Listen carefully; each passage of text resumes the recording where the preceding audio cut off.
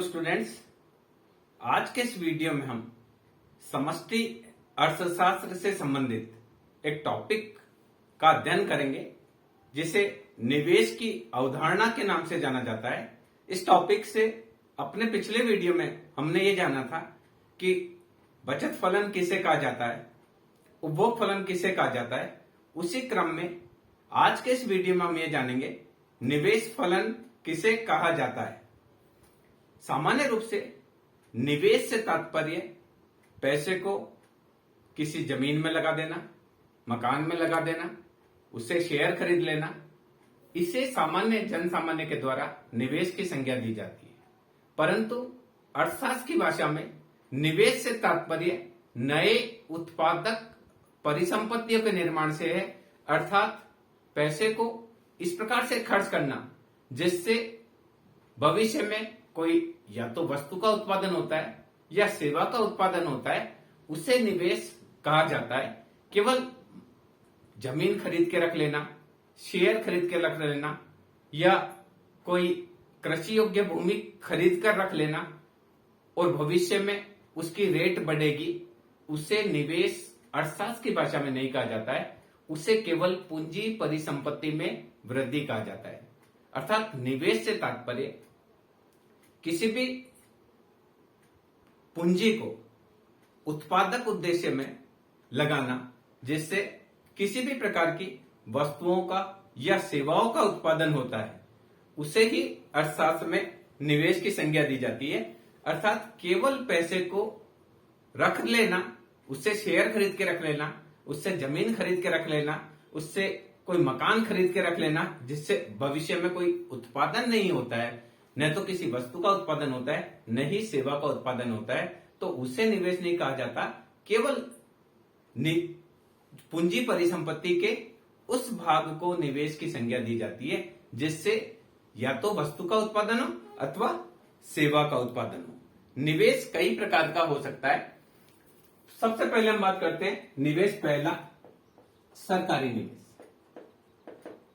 सरकार के द्वारा जो निवेश किया जाता है इसे गवर्नमेंट सरकारी निवेश। सरकार के द्वारा जो निवेश किया जाता है, सरकार के द्वारा बड़े बड़े हॉस्पिटल बनाए जाते हैं, सड़कें बनाई जाती है, स्कूल भवन बनाए जाते हैं, बांध बनाए जाते हैं, इलेक्ट्रिसिटी जो है उसको प्रोडक्शन करने के बड़े बड़े प्लांट्स लगाए जाते हैं। तो ये सारी प्रकार में वस्तुओं और सेवाओं का उत्पादन होता है। जैसे बांध बनाया जाता है तो भविष्य में उससे सिंचाई होती है, लोगों को पेयजल उपलब्ध होता है। सड़क बनाई जाती है तो वहां पर यातायात की सुविधा होती है। तो इस प्रकार का निवेश जिसमें सरकार के द्वारा वस्तुओं और सेवाओं पर व्यय किया जाता है उसे सरकारी निवेश की संज्ञा दी जाती है। इसके अलावा दूसरा निवेश होता है व्यक्तिगत निवेश, व्यक्तिगत या निजी निवेश। इसी प्रकार से हमारे देश में उद्योगपतियों के द्वारा कोई प्लांट लगाया जाता है। जैसे अडानी ग्रुप के द्वारा कोई ऑयल प्लांट लगाया गया या रिलायंस कंपनी के द्वारा पेट्रोल पंप खोले गए जिससे उत्पादन होता है, पेट्रोल रिफाइनरी खोली गई या पावर प्रोजेक्ट लगाया गया तो उससे उत्पादन होता है। ऐसे निवेश को निजी निवेश की संज्ञा दी जाती है। निजी निवेश से तात्पर्य जो निवेश निजी लोगों के द्वारा किया जाता है उसे निजी निवेश की संज्ञा दी जाती है। तो पहले हमने चर्चा करी निवेश की, वो एक निवेश है जिसको सरकारी निवेश भी कह सकते हैं और सार्वजनिक निवेश भी कह सकते हैं। और दूसरी जो निवेश है उसको हमने बताया कि निजी निवेश। इसके अंदर कोई फैक्ट्री हो सकती है, कोई बिल्डिंग हो सकती है, जैसे कोई मकान बनाता है वो भी निजी निवेश है। अगर मान लीजिए मकान हॉस्टल चलाने के लिए बनाता है, कोई फैक्ट्री बनाता है, उसको भी निजी निवेश की संज्ञा दी जाती है। तीसरा निवेश का प्रकार होता है स्वायत्त निवेश। निवेश का वह भाग जो ब्याज दर पे जिसका संबंध ब्याज दर से नहीं होता है उसको ऑटोनोमस इन्वेस्टमेंट कहते हैं। स्वायत्त निवेश का तात्पर्य निवेश का वह पार्ट जो ब्याज दर से जिसका लेना देना नहीं है। सामान्य रूप से सरकार के द्वारा प्रतिवर्ष कुछ पैसा रोड बनाने के लिए, कुछ पैसा पावर प्रोजेक्ट के लिए, कुछ पैसा पेयजल सुविधाओं के लिए, इलेक्ट्रिसिटी के डेवलपमेंट के लिए ये अलॉट किया ही जाता है। यहां सरकार या निजी लोग, बहुत सारे निजी लोग भी जैसे मकान बनाते हैं या फैक्ट्री लगाते हैं, तो सामान्य रूप से उसमें ब्याज दर को कंसीडर नहीं किया जाता है। तो कहने का तात्पर्य निवेश का वह भाग जो ब्याज दर से जिसका कोई लेना देना नहीं होता है उसे स्वायत्त निवेश की संज्ञा दी जाती है। जैसे देखिए निवेश, ये निवेश स्वायत्त निवेश है, क्योंकि देखिए निवेश I1 है, I1 निवेश बढ़कर हो गया I2, निवेश होकर I3। इसका जो निवेश है उसका इस निवेश का जो है ब्याज दर से कोई संबंध नहीं होता। केवल जो आपको सड़क बनानी है, बांध बनाना है या किसी भी प्रकार की ऐसी आवश्यकता है जिसमें आपको पैसा खर्च करना ही करना है, तो इस प्रकार के निवेश को हम बोलेंगे। मान लीजिए निवेश है I1, इनकम Y1 है, Y2 है, Y3 है। जैसे जैसे आय बढ़ती है निवेश की मात्रा बढ़ती चली जाती है, लोगों की आय बढ़ती है, लोग अधिक मात्रा में फैक्ट्री लगा सकते हैं, मकान बना सकते हैं, या सरकार के द्वारा बांध बनाया जाता है, सरकार के द्वारा सड़क बनाई जाती है, नदी घाटी परियोजनाएं बनाई जाती है। तो इस प्रकार का निवेश जिसका ब्याज से कोई संबंध नहीं होता है उसको स्वायत्त निवेश कहते हैं। यह निवेश न तो आय से रिलेटेड होता है, सामान्य रूप से ये स्वतंत्र होता है किसी भी प्रकार से, उसको स्वायत्त निवेश कहते हैं। अगला जो निवेश होता है उस निवेश को, अगले निवेश को बोलते हैं प्रेरित निवेश।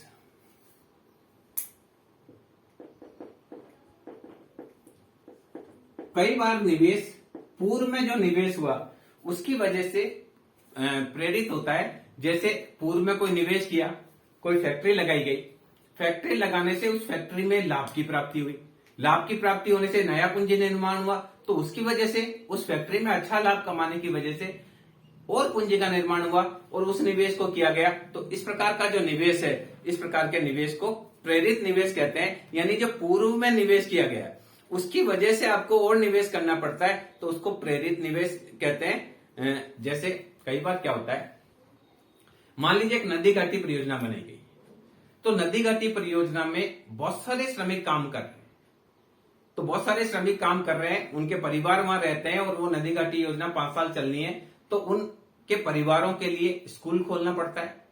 तो उस परियोजना की वजह से स्कूल खोलना पड़ा, ये प्रेरित निवेश है। वहां पर एक छोटी हॉस्पिटल लगानी पड़ती है, छोटी डिस्पेंसरी खोलनी पड़ती है उन परिवारों के लिए, तो उसकी वजह से निवेश होता है। इसको हम इस रूप में समझते हैं कि मान लीजिए एक बहुत बड़ा प्लांट लगता है, मान लीजिए एक कंपनी है मारुति, उसने एक कार का प्लांट लगाया और उसमें 5,000 करोड़ का निवेश किया। अब मारुति वाले को ग्लास चाहिए, गाड़ी में कांच लगाने के लिए चाहिए, तो वहां उसके पास में ये कांच बनाने वाली फैक्ट्री हो जाती है, वो प्रेरित निवेश है। मान लीजिए 200 करोड़ की एक फैक्ट्री मोदी ग्लास वाले ने डाली है, क्योंकि रोज मारुति कार वालों को उसको ग्लास देने, तो ये निवेश जो 200 करोड़ का हुआ वो प्रेरित निवेश है। इसी प्रकार से डनलप वाले ने वहां टायर का कारखाना डाला है, वो निवेश फिर प्रेरित निवेश कहलाएगा। इसी प्रकार से एसआर स्टील ने वहां स्टील बनाने का प्लांट लगाया, क्योंकि रोज उनको स्टील की चादरें मारुति वाले को देनी है।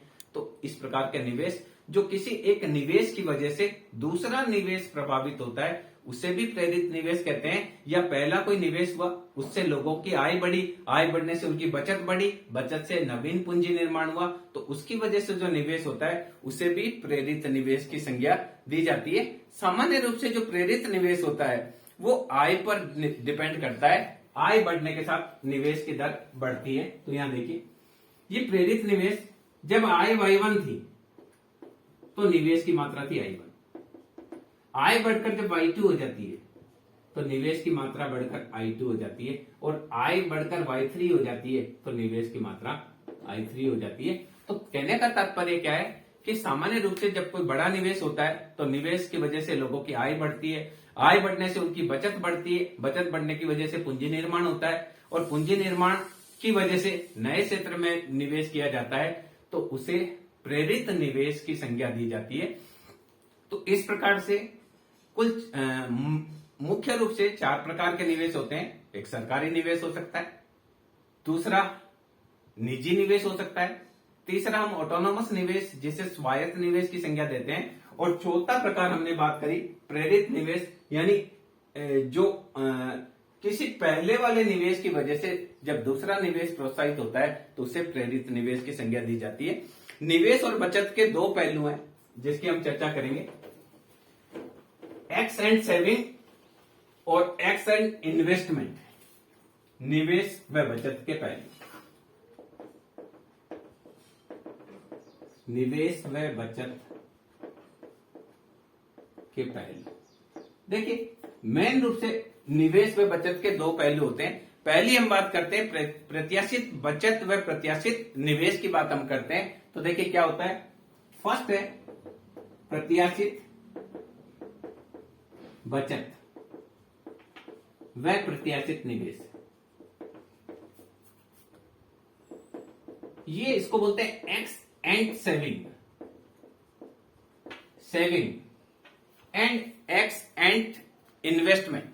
प्रत्याशित बचत व प्रत्याशित निवेश बोलते हैं x and saving and x and investment.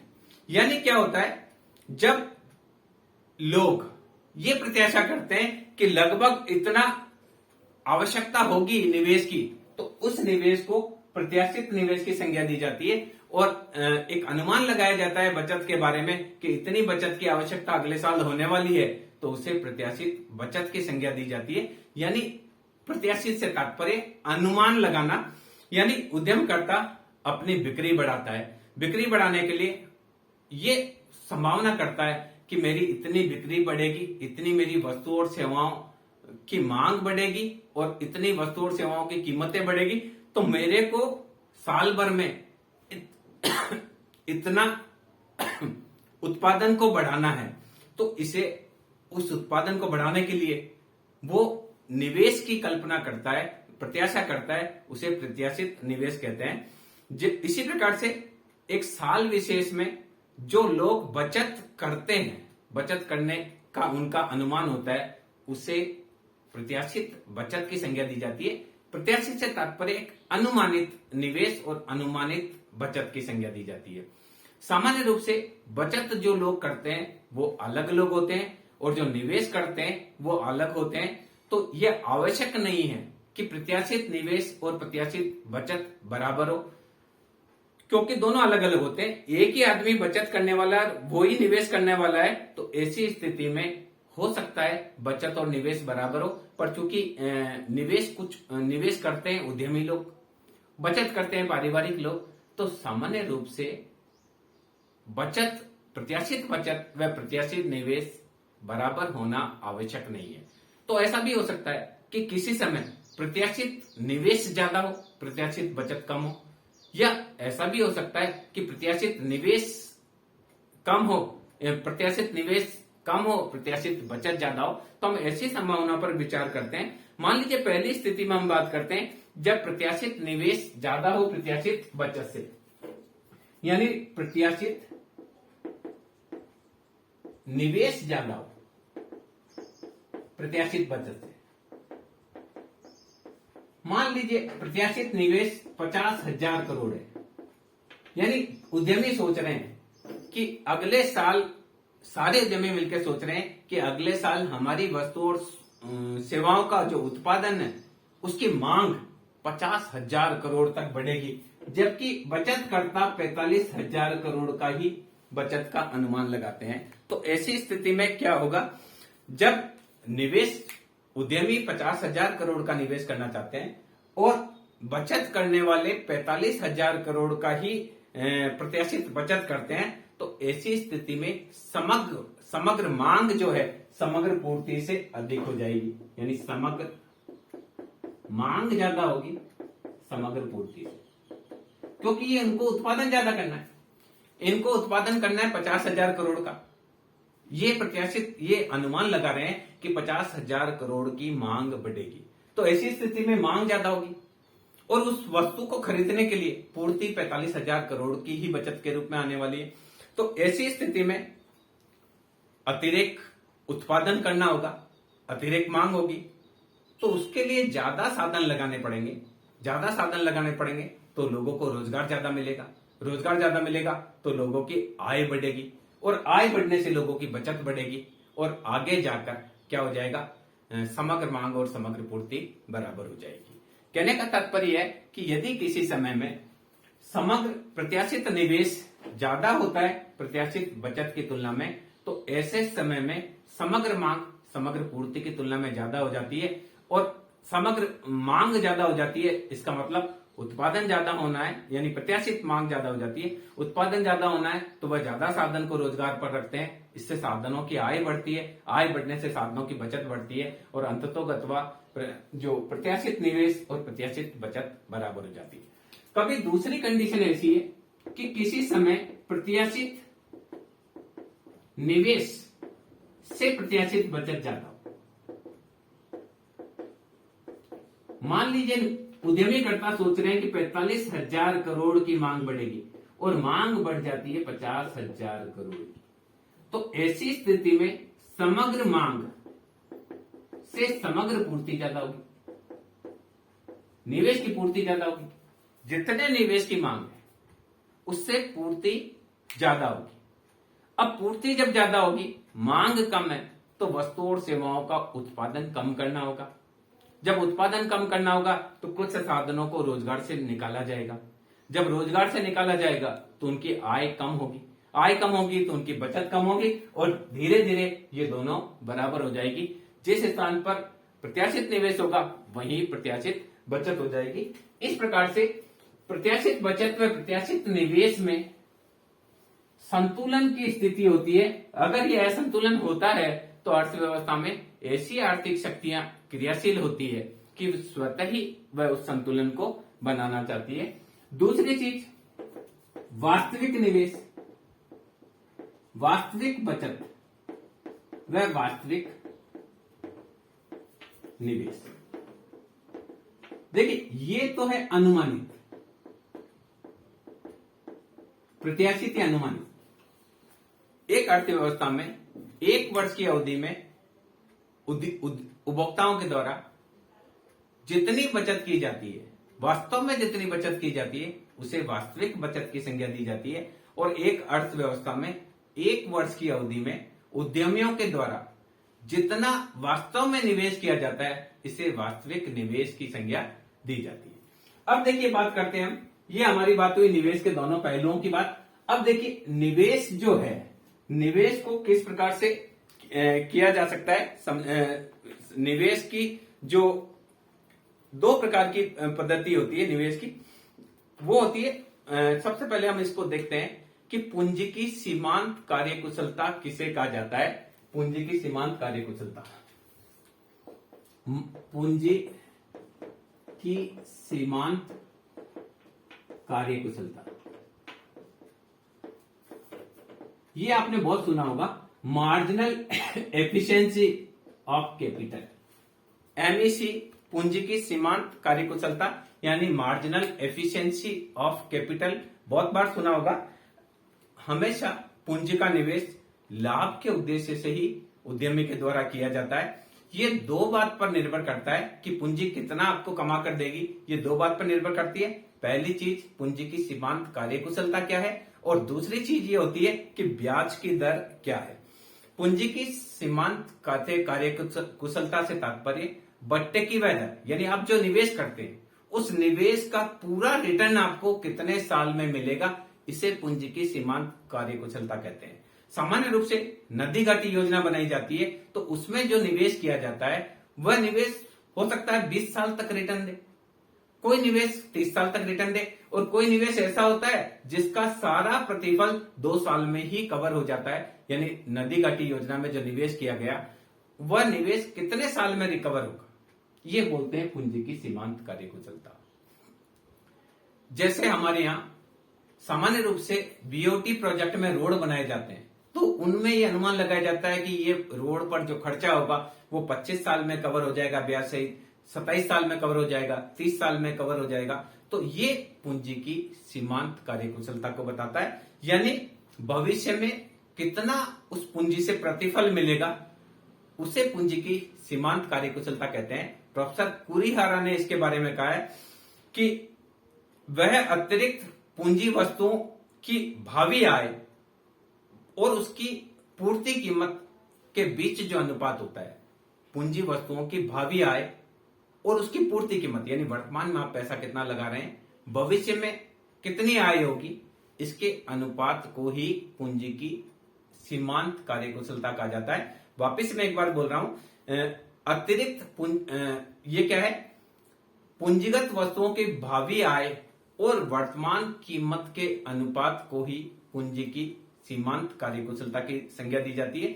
यानी सामान्य रूप से पूंजी की सीमांत कार्यकुशलता जो है वो दो तत्वों से प्रभावित होती है, भविष्य में प्रत्याशित आय उससे क्या होने वाली है और उस पूंजी की वर्तमान कीमत क्या है, यानी उस पूंजी को लगाने में उस पूंजी की वर्तमान कीमत कितनी है और भविष्य में कितना उससे रिटर्न प्राप्त हो सकता है, इसको बोलते हैं पूंजी की सीमांत कार्यकुशलता। और इसके लिए देखिए, इससे रिटर्न कितना मिलेगा, R बराबर C1/1 प्लस R1 की raise plus C2/1 plus R2 raise to power 2 या R raise to power 1।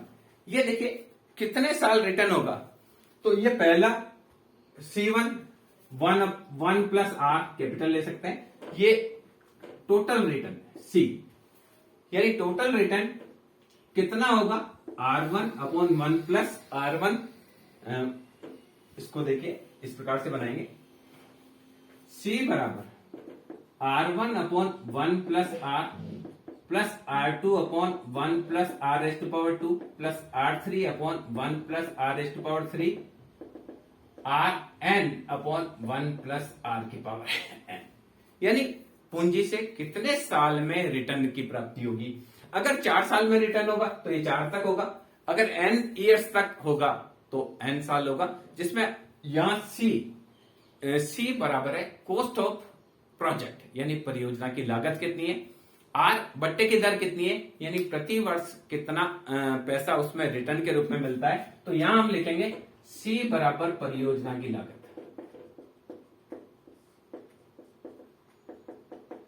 R बराबर बट्टे की दर, स्मॉल r बराबर, और R1 R2 भविष्य में प्रतिफल की दर, ये इसको लेकर इस आधार पर पूंजी की सीमांत कार्यकुशलता का आकलन किया जाता है और यह माना जाता है कि जो पूंजी जल्दी रिटर्न दे, यानी कोई पूंजी है 5 साल में ही जितना पैसा लगाए वो कवर हो जाता है, दूसरा प्रोजेक्ट ऐसा है जिसमें जितना पैसा लगाया वो 10 साल में कवर होता है, तो पहले वाली जो प्रोजेक्ट है उसकी पूंजी की सीमांत कार्यकुशलता ज्यादा है, दूसरे वाले प्रोजेक्ट की सीमांत कार्यकुशलता कम है।